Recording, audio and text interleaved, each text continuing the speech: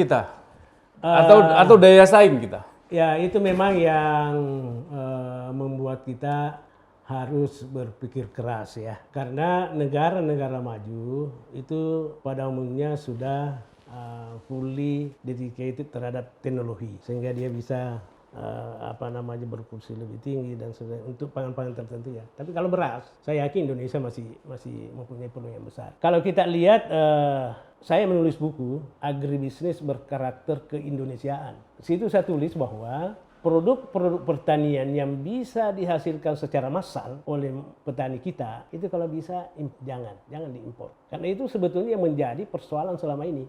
Apalagi dengan tingkah laku. Tapi apakah ada kata-kata jangan itu bisa dilaksanakan? Karena tadi perjanjian bilateral, multilateral itu telah memungkinkan bahwa tidak perlu lagi adanya hambatan perdagangan di antara satu negara dengan negara yang lain. Itulah memang posisi lemah kita ketika kita dihadapkan pada aturan-aturan WTO misalnya, kemudian perjanjian-perjanjian bilateral, multilateral, ya, regional, ya. Itu memang kita kan ini mungkin yang harus diperkuat kita juga adalah politik pertanian kita, politik ekonomi kita. Karena di sana sebetulnya banyak bermain strategi-strategi yang membuat kita bisa terjebak dan bisa menjadi net importer. Mengapa?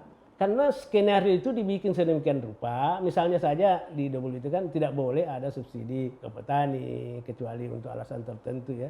Tapi memang karena di dunia ini sudah dikuasai oleh negara-negara yang sudah liberal itu, ya, sehingga semua keputusan yang ada di lembaga-lembaga internasional sepertinya diwarnai oleh mereka. Dan sebetulnya di WTO sudah terbentuk suatu wadah yang namanya negara-negara yang like-minded, yang punya kesamaan perasaan gitu kira-kira ya, kepentingan yang sama untuk memperjuangkan terutama pangan ini sebetulnya. Tapi kan selalu terhambat oleh kepentingan-kepentingan yang non-pangan. Sekarang ini kan sudah tidak bisa dibedakan mana urusan pangan, mana urusan politik, mana urusan perang, mana urusan Kalau kita lihat situasi seperti itu, maka memang mestinya para ahli-ahli pertanian itu harus berpikir keras menerjemahkan situasi itu atau perilaku-perilaku strategi negara-negara maju seperti itu yang bisa membawa kita tetap bisa eksis di dunia internasional, tapi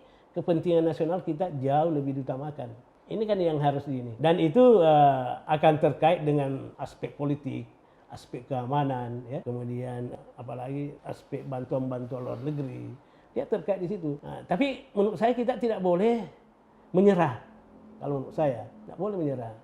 Kita harus mencari suatu kisi-kisi yang menyebabkan kita bisa tetap menjamin rakyat kita, masyarakat kita, petani kita, tapi tanpa diacuhkan oleh negara-negara lain. Ini memang tidak mudah. Karena itu terkait dengan yang lain ya. Tentu kita tidak bahas pada kesempatan ini. Oke, Pak. Sekarang kita agak masuk lagi sedikit ke dalam. Ya. Apa yang terjadi di negara kita?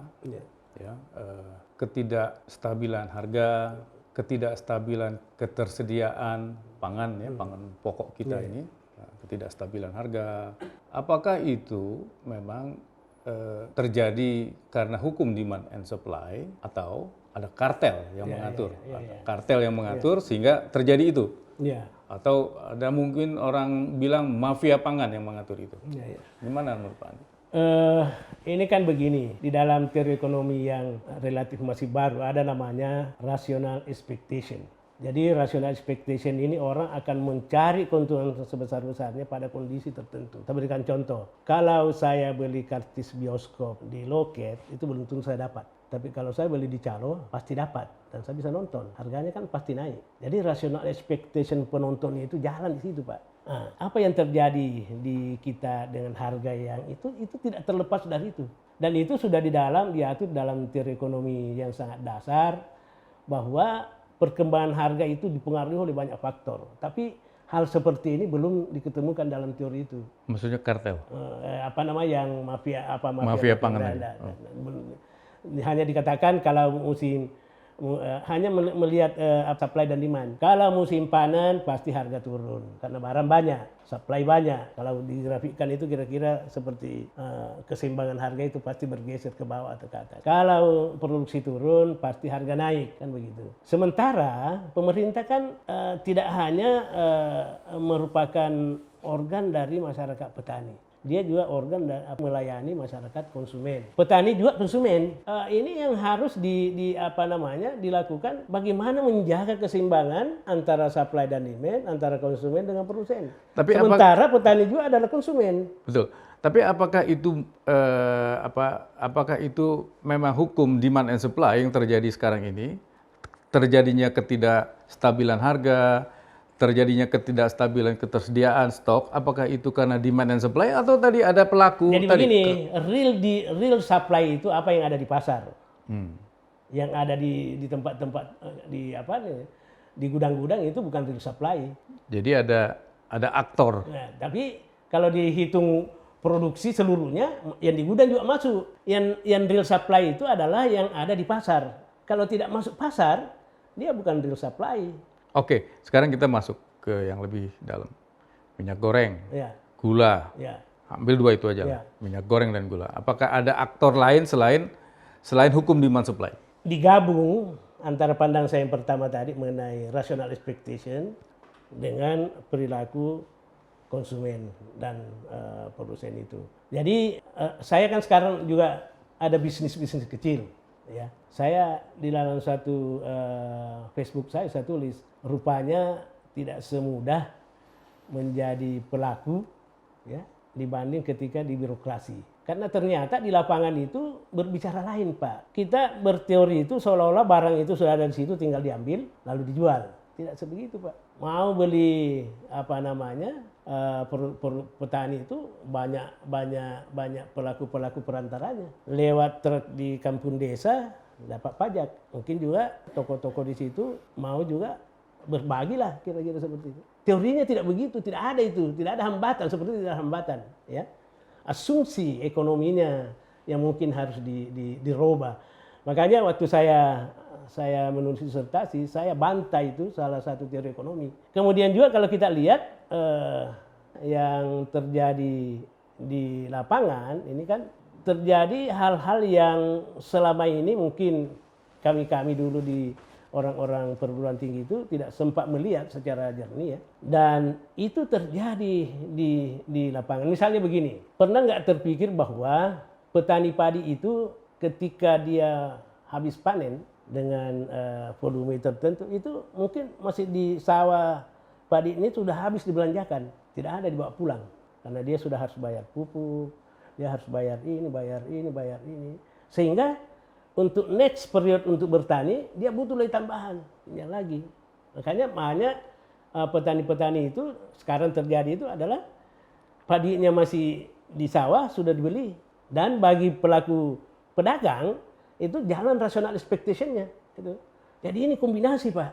Kombinasi.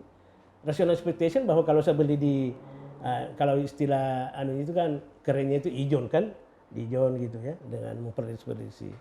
Nah, inilah yang membuat mekanisme pasar itu menjadi terganggu sebetulnya, ya, menjadi terganggu. Dan sama dengan misalnya penggunaan teknologi di padi, begitu juga karena yang mengelola padi itu adalah penggarap. Teknologinya ditentukan oleh yang punya lahan. Nah, sehingga introduksi teknologi ke tanaman itu menjadi tidak begitu efektif dalam rangka meningkatkan produksi. Apa buktinya?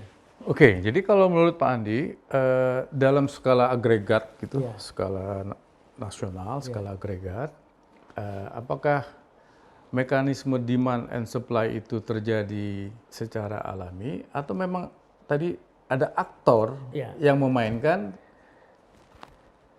keseimbangan tadi? Iya, pasti akan terjadi distorsi, Pak, karena itu tadi yang saya katakan, sekali lagi saya katakan ada namanya rational expectation. Orang akan mencari keuntungan pada pada barang tertentu, waktu tertentu, tanpa terlalu banyak effort, ya. Tadi penjual karcis itu kan, dia tidak mau desak-desakan beli karcis, Lebih baik ada.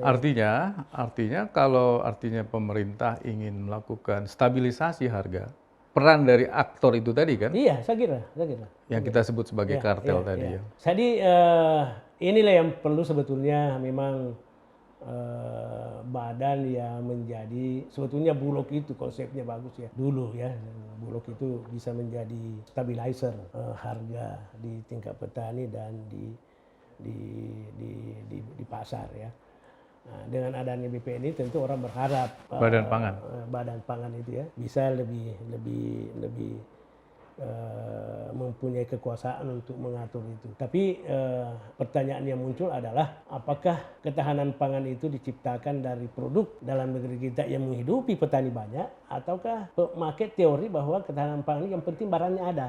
Tidak mau tahu apakah dari impor atau dari produksi dalam negeri. Ini pilihan Pak, pilihan. Nah, kalau pemerintah mengutamakan misalnya mesejahterakan rakyatnya, maka tentu pilihannya adalah bagaimana supaya ketahanan pangan itu dipenuhi dari produk dalam negeri. Oke Pak, nah, jadi kita masuk ke segmen yang lain Pak. Ya. Ya, jadi pertanian itu sangat dipengaruhi paling tidak oleh 3 hal, tanah, air, dan energi. Keadaan tanah, keadaan air, dan energi di negara kita ini Pak Andi telah memahami ya. Nah, bagaimana mengaturnya supaya ketiga resources itu mampu untuk terus di masa depan menjamin ketersediaan pangan kita. Iya, inilah rahmat komoditas pertanian ya, salah satu. Bahwa komoditas pertanian itu tidak hanya bisa berfungsi sebagai pangan, tapi dia juga berfungsi sebagai energi ya. Sawit itu bisa menjadi biodiesel, bisa menjadi minyak goreng. Bahkan bisa 72 jenis industri hilirnya itu sawit. Jadi kalau kita mau melihat itu, maka ada suatu grand strategi yang dibawa oleh pemerintah untuk menyeimbangkan semua itu. Ya. Nah, tapi kalau kita lihat sekarang kan relatif, kalau boleh saya katakan, jalan masing-masing kan itu. Jadi ketahanan energi diatur oleh kementerian apa gitu ya, untuk ketahanan pangan oleh siapa, lahan. Lahan ini memang menurut saya sih karena dia faktor produksi utama bagi pertanian dan dia statis, sehingga yang harus dilakukan adalah bagaimana lahan-lahan ini yang kita harapkan menjadi sumber pangan itu diproteksi betul dengan bukan hanya dengan slogan atau bahkan sudah ada undang-undangnya tapi tidak jalan kan gitu. Ada undang-undang pangan Pak. Lahan pertanian abadi. Lahan pertanian kan tidak jalan itu, tidak jalan. Karena itu undang-undang itu sudah gugur Pak Andi. Apalagi kalau dengan ada undang-undang Cipta Kerja, undang-undang itu sudah gugur. Dan itu yang menyebabkan lahan-lahan subur kita yang ada di sekitar kota itu sudah ada memang lahan yang bekas pertanian itu digunakan, tapi lebih banyak adalah belum dimanfaatkan. Itu juga persoalan tersendiri. Sehingga kalau kita lihat antara energi, pangan, kemudian sebetulnya satu air, ya ini tiga serangkai sebetulnya yang harus diangkat. Nah, sekarang ini air juga sudah menjadi masalah. Bahkan masalahnya lompat dia menjadi masalah kan itu air ini. Jadi menjadi masalah yang mengkhawatirkan kan. Jadi menyebabkan banjir, longsor, kemudian air tanah turun, kemudian macam-macam. Saya kira ini menjadi domain kalau menurut saya sih Bappenas. Bappenas itu mestinya memetakan region by region itu posisi itu. Ya. Di petani itu masih lahan tada hujan kita kan masih cukup besar. Ya. Irigasinya pemerintah sudah membangun, tapi yang tada sawah ini masih cukup besar, terutama di luar Jawa. Kalau kita mau melihat menciptakan simultaneous ketahanan unsur itu memang saya kira tidak semudah yang kita bayangkan. Karena sekali lahan itu digunakan untuk nanam kelapa sawit, tidak pernah lagi bisa digunakan untuk tanam padi, kan gitu. Jadi probabilitasnya itu 100% kalau ditanami padi, kelapa sawit tidak mungkin lagi tanam sawit. Kemudian sekali air itu misalnya digunakan untuk apa, dan ini sudah dikhawatirkan oleh para pengamat jauh-jauh sebelumnya, bahwa nanti akan ada persaingan antara manusia, industri pertanian dan hewan di dalam konsumsi air itu. Oleh karena itu kalau membaca suatu artikel mengapa di Amerika itu ada pengusaha oil yang shifting kepada pengusaha air di California kalau nggak salah, pengusaha kaya raya. Jadi dia mengusahakan air itu, dia menjadi bisnis yang sangat besar. Dan kita di Indonesia juga melihat itu. Air itu sudah menjadi barang, bahkan air itu lebih mahal dibanding dengan kadang-kadang dengan minyak, ya, dengan minyak. Ini yang apa namanya kalau kita lihat. Oleh karena itu memang harus ada semacam mapping dari seluruh sumber daya nasional ini. Lalu kita sepakati yang mana kita jadikan sumber air, yang mana kita jadikan ini. Nah, pangan kita hadapi itu adalah ketika kita berbicara mengenai komoditas-komoditas tertentu. Termasuk sekarang ini padi itu juga sekamnya sudah bisa diolah jadi energi. Ini ada penelitian sekarang di Litbang. Tapi seperti jagung itu produknya itu bisa digunakan untuk macam-macam, termasuk untuk energi, termasuk untuk apa namanya fuel, untuk minyak. Makanya dulu ada program pengembangan jarak pagar ya, jarak pagar. Jadi kalau kita mau melihat itu, saya kira butuh waktu untuk merumuskan, karena apa yang sudah terbentuk saat ini, ya, misalnya saja kalau kita lihat mengapa industri bioenergi ini tidak berkembang signifikan, terutama misalnya biofuel ya, solar, itu kan terkait dengan bisnis yang ada kenyamanan yang terganggu kalau itu dilakukan, sehingga diusahakan. Tapi secara teoritis tentu bukan begitu, ya, bukan begitu. Kita berharap yang muncul sebagai the winner, whatever gitu ya, adalah sektor-sektor yang memang mempunyai comparative advantage yang paling bagus. Nah, dan itulah yang dipakai sebagai pembenaran mengapa sawah-sawah di sekitar kota itu dialihfungsikan. Kalau kita tanam padi dalam 10 kali 50 meter, itu kira-kira hasilnya hanya berapa? Tapi kalau itu dijadikan mall atau hotel, nilai ekonominya lebih tinggi ya. Ada namanya ekonomi rent, ya, ekonomi rent. Jadi itu yang jalan sekarang, dan itu adalah bagian dari apa namanya teori yang merembet ke liberal. Iya.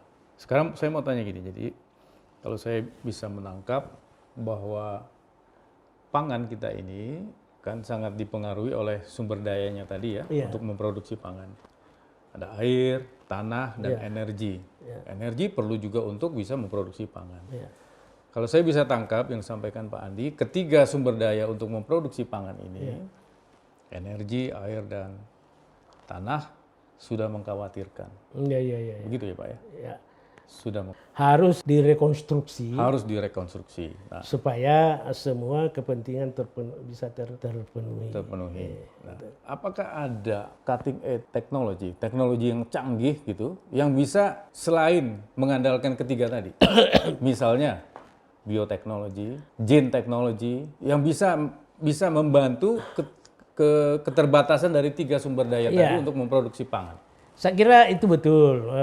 Sekarang ini kalau kita lihat teori klasik kan tanaman itu tumbuh kalau ada matahari. Sekarang orang sudah bisa bertanam di gedung seperti yang ada di Jepang. Artinya tidak ada matahari, tapi pakai lampu yang direkayasa menjadi ultraviolet dan sebagainya. Itu sudah ada. Kemudian sekarang juga orang sudah bisa bertanam di dasar laut. Kalau kita lihat beberapa berita itu di bawah tanah itu di bawah laut itu sudah ada pertanaman tanam. Artinya itu adalah kebesaran Allah Subhanahu wa taala. Makanya dalam agama itu dikatakan supaya kalian berpikir. Kalau teknologi itu lebih banyak kepada upaya-upaya untuk satu, mempercepat proses produksi. Jadi kalau tadinya itu hanya bisa diproduksi dalam 3 bulan, mungkin bisa maju menjadi 1 bulan. Itu dengan hybrid, ya, dengan biogen, dengan apal dan sebagainya. Yang kedua, dia bisa meningkatkan produktivitas. Yang ketiga, dia bisa memperbaiki keragaman produk. Itu dikembangkan di jagung itu yang bisa seragam. Kemudian juga sekarang ini yang justru adanya teknologi yang dikembangkan oleh anak-anak milenial itu dengan seperti yang dilakukan oleh teman-teman itu, dia bisa mendeteksi kapan tanaman itu butuh air, kapan butuh pupuk, kapan, dan itu diaplikasikan ketika itu. Sehingga sama dengan manusia, ketika dia lapar dikasih makan, maka dia akan tumbuh sehat. Tapi kalau dia kenyang dikasih makan, dia akan muntah. Kan begitu. Ini juga bagus. Jadi ada efisiensi penggunaan energi di situ. Jadi teknologi itulah yang menjawab. Apa yang harus dilakukan pemerintah untuk mendorong supaya teknologi itu berkembang? Saya kira pemerintah harus memberikan ruang gerak, ya, yang pertama. Yang kedua difasilitasi. Yang ketiga diedukasi juga masyarakat petani. Karena petani kan bingung itu kalau lihat hanya pencet-pencet begini air ngalir gitu kan. Kemudian pencet-pencet begini suruh pupuk, merah pupuk dan sebagainya. Jadi ini harus petani juga diedukasi. Nah, dengan cara-cara itu barangkali salah satu cara untuk memperbaiki kesenjangan antara apa yang diterima oleh harga yang diterima konsumen dan harga yang diterima oleh petani atau pendapatan petani dengan pendapatan masyarakat lain. Saya berpikir pemerintah harus punya strategi bagaimana supaya upah di pertanian itu equal dengan upah di sektor lain. Kalau sekarang hanya sekitar 30% upah di pertanian dibanding dengan industri. Jadi tetap dia di bawah Pak miskin itu petani. Nah, ini yang harus dikerjakan oleh kita, oleh pemerintah. Gimana mengangkat itu? Nah, salah satunya tadi itu adalah subsidi di harga. Kalau perlu pemerintah kasih pupuk gratis, kan begitu supaya harga naik, pupuknya gratis, benih gratis, kan marginnya menjadi besar kan, memungkinkan petani bisa. Tapi itu cita-cita kelihatannya itu. Hanya sebagai cita-cita. Tapi kalau itu dilakukan, maka petani bisa dijamin untuk pendapatannya bisa lebih baik. Ya. Bayangkan kalau misalnya petani kita mogok, tidak mau bertani, kita tambah parah. Ya, kan begitu. Dan saya tidak mau sudon, jangan-jangan ada upaya-upaya untuk melakukan seperti itu sehingga kita harus tergantung pada impor. Nah, kalau itu terjadi, dan itu dalam kasus-kasus tertentu itu sepertinya saya penelitian di suatu tempat, jadi petani-petani yang sawahnya itu dibeli oleh mereka yang berduit, cuma 4 pelariannya petani ini. Yang pertama, dia terima uang penjualan sawahnya di situ, kemudian dia nikmati atau mungkin dia bagi-bagi sama anaknya. Yang kedua, mungkin dia bisa buat usaha-usaha kecil. Yang ketiga, karena dia urban, dia lari ke kota menjadi buruh. Yang keempat, dia menjadi TKW. Dan yang kelima adalah tentu naik ke gunung untuk membabat. Jadi sebetulnya babatan hutan itu kita tidak bisa lihat dia sebagai single problem. Dia terkait dengan itu, Pak. Orang-orang yang kalau kita lihat Indonesia ini kebetulan kan topografinya itu undulating ya. Jadi daratan, laut, daratan rendah, kemudian gunung kan gitu. Pada umumnya begitu kan. Sehingga kalau dia terdesak sawahnya di sini hilang, dia kan naik ke gunung. Dia naik ke gunung, ini kan konservasi. Dia pasti nebang hutan di situ dan itu menyebabkan longsor. Ataukah mereka masuk ke kota? Kalau dalam hal ini masuk Jakarta, itulah yang menjadi buruh macam-macam lah, ya. Termasuk saudara-saudara kita yang menjadi hidup di gerobak apa segala itu kan. Kemudian ada yang menjadi TKW, ada juga yang bertahan di situ desanya dia usaha-usaha kecil gitu ya dari hasil penjualan itu. Ini menarik sebetulnya kalau kita melihat. Jadi persoalan-persoalan yang muncul di hulu atau di gunung-gunung itu, pembabatan hutan itu tidak berdiri sendiri.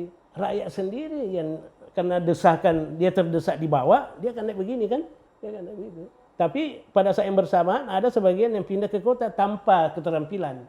Itulah yang terjadi yang di kota banyak persoalan-persoalan sosial yang muncul. Ini yang barangkali agak jarang dibahas, ya agak jarang dibahas. Tapi ini menarik gitu. Baik Pak Andi, jadi dari berbagai fenomena dan aspek yang tadi telah diungkapkan oleh Pak Andi, Pak Andi sebagai Chairman IFATS dan sebagai pakar, bagaimana melihat dari semua tadi yang disampaikan ya, based on situation tadi yang disampaikan, bagaimana Pak Andi meramalkan pertanian Indonesia untuk pangan Indonesia, pertanian Indonesia untuk pangan Indonesia ke depan. Ramalannya Pak Andi gimana? Ramalannya optimis atau berat atau bagaimana? Kalau dari sudut potensi, tentu kita tetap optimis ya. Potensi ini. Artinya apa? Yang diperlukan adalah bagaimana membuat strategi, mengelola, dan memelihara usaha-usaha yang bermuara pada tercapainya ketahanan. Jadi kalau dari sudut potensi, saya optimis bahwa no doubt lah untuk ketahanan pangan nasional. Nah, tentu pertanyaan tidak berhenti di situ. Dan jawaban tidak berhenti di situ. Baik, jadi ini segmen terakhir pada Pak Andi mungkin sebagai Chairman IFATS, sebagai IFATS dan sebagai ahli untuk bisa optimistik bahwa pertanian kita bisa kokoh, kuat, memenuhi kebutuhan pangan secara mandiri. Apa rekomendasinya? Menurut saya sih ya, dan IFAT ini kan sebetulnya hadir sebagai bagian integral dari sistem pembangunan pertanian dan pangan nasional. Itu kita, jadi artinya kita harus juga mengambil tanggung jawab, karena kalau kita mengklaim lembaga ini adalah studi pembangunan pertanian dan pangan, maka kita harus memberikan input kepada pemerintah apa yang sebaiknya dilakukan menurut pandangan kita, dan apa yang misalnya mungkin harus direkonstruksi, harus bahkan mungkin ada revisi di apa dan sebagainya. Itu tugas kita, sehingga kita bisa membangun pertanian ini dengan prakondisi yang maksimal. So, kalau tidak, sistemnya itu tambal sulam, itu nggak bisa. Jadi kita harus memberikan masukan yang komprehensif, mulai dari hulu sampai ke hilir. Nah, ini memang ambisius, tapi bisa kita runut step by step atau segmen by segmen. Ya, saya sudah mengatakan bahwa kita mulai dari hulu. Tadi saya mengatakan bahwa kita ini diskusinya adalah bagaimana membangun pertanian ini dari hulu sampai ke hilir. Ini memang mudah mengucapkannya, tapi instrumen yang ada di sini sampai ke sini itu luar biasa. Variasinya luar biasa, banyaknya luar biasa ini, dan itu terkait dengan banyak hal yang sifatnya kebijakan pemerintah, kemudian juga perilaku para businessmen yang menggunakan teori rational expectation itu, ya. Kemudian juga bagaimana memaintain. Jadi kita ingin mendengar bagaimana petani itu berkata suatu ketika, saya tidak mau jual sawah saya karena ini produksinya bagus dan saya bisa hidup sejahtera dari sini. Itu yang kita tunggu-tunggu sebetulnya. Nah, itu salah satu aspek. Kemudian kalau yang kedua yang bisa kita lakukan juga di sini adalah bagaimana apa yang kita pikirkan itu sampai kepada manajemen pemerintah. Sebab kalau kita hanya konsep lalu kita simpan di rumah, itu menjadi konsep yang bisu, tidak bermanfaat. Padahal menurut saya dosa itu kalau kita punya pemikiran cerdas, pemikiran yang bagus untuk kebaikan, ya, tidak ada niat-niat yang lain. Saya kira sampaikan ke pemerintah harus kita lakukan supaya kita menghindari ada kesan, saya tidak dapat input itu dari sana. Nah, ini yang harus kita ini. Kemudian juga yang ketiga yang bisa kita lakukan di IFAT ini adalah bagaimana menghidupkan, yang seperti Pak Apu selalu katakan adalah di antara kita bisa berdebat dengan isu-isu, karena masing-masing kepala ini kan punya pikiran berbeda, tapi kalau itu diharmonisasikan, disatukan, dia menjadikan akan menjadi pikiran yang dahsyat. Itu hanya bisa dilakukan melalui debat. Kalau diskusi biasa bukan debat, susah itu. Kita sudah kenyang dengan seminar-seminar apa segala. Kita sedikit roba barangkali. Saya menulis itu ada tulisan saya industri seminar. Ada tulisan saya itu sampai cuma perlu saya anukan. Dan ini yang barangkali bisa kita lakukan. Kemudian harus jelas kita punya platform. Platformnya apa? Kita harus bermuara kepada peningkatan kesejahteraan masyarakat, terutama masyarakat petani, masyarakat bangsa Indonesia. Ya. Karena petani juga bisa kaya Pak. Kalau kita lihat di negara-negara lain itu petani bisa kaya. Bagaimana dia bisa begitu? Nah, apa-apa kita meniru sesuatu yang baik, kan begitu. Agama menganjurkan begitu. Apa-apa kita meniru sepanjang itu tidak haram, kan begitu. Jadi saya kira itu yang kita akan lakukan nanti dan mungkin segera kita akan mendiskusikan dengan teman-teman di pengurus. Kita libatkan semua stakeholder dan ya kita harus komunikasi lebih banyak. Ya, saya kira itu. Oke, kalau ada satu kalimat rekomendasi untuk Indonesia, apa rekomendasinya untuk Indonesia? Saya kira kalau bisa bangsa ini untuk pangan ya, untuk pangan ini kalau bisa khusus untuk beras kita harus jamin dari produksi dalam negeri karena itu menyangkut hajat hidup orang banyak. Bagaimana bisa itu terjadi? Itulah tadi terjemahannya macam-macam itu. Saya kira untuk kali ini mungkin itu yang. Jadi jangan juga kita terlalu banyak karena nanti pertanian ini kan komoditinya itu secara teori itu adalah komoditinya adalah pertanian pangan, perkebunan, hortikultura, kehutanan, perikanan, peternakan. Jadi semua itu masuk rumpun pertanian. Pertanian adalah suatu proses produksi biologis yang menghasilkan produk untuk masyarakat. Itulah pertanian. Baik, Bapak Dr. Iskandar Andi Nuhung, Chairman IFADS, Lembaga Pangan dan Pertanian Indonesia. Terima kasih banyak telah bersama kami. Sampai nanti pada episode selanjutnya. Selamat siang. Ya, selamat siang. Saya kira, terima kasih ya.